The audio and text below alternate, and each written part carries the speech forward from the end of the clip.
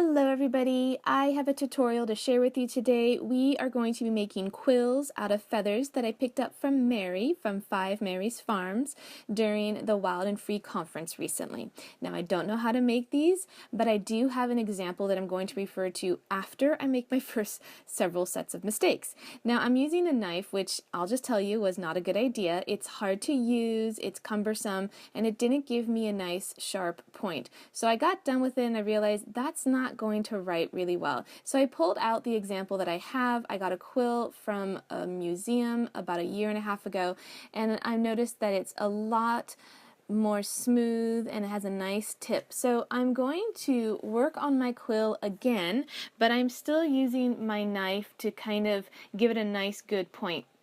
Now, it's not going to work out that well, and I'm going to end up spending a lot of time fiddling around with it, and eventually I'm going to pull out a pair of scissors to kind of give it a nice point. Now you can see the two side by side, and the one that I made is getting pretty close to the one that I bought.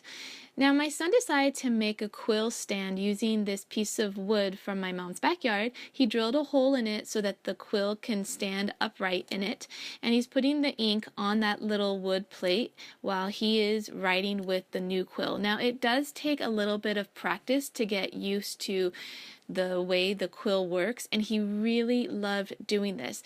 Now it's going to take a little practice, but he really enjoyed the whole process of it. Now I had gotten 2 feathers, so I'm going to try this again, and this time I'm going to use a pair of scissors. Now this went about so much faster and so much easier. It took about 1/10 of the time, and I got a nice sharp easy point right away. The only thing that I did additionally for this one is use a pair of really tiny sharp scissors in order to make the tip longer on one side by taking away some of the quill on the other side. I know that doesn't make a whole lot of sense, but in the end both quills worked pretty well. They were pretty similar, and really I used a pair of scissors for both of them, even though I initially used a knife with the first one.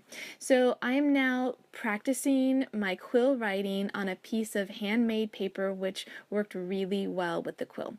So if you want to see more pictures, you can check them out on my website at pepperandpine.com.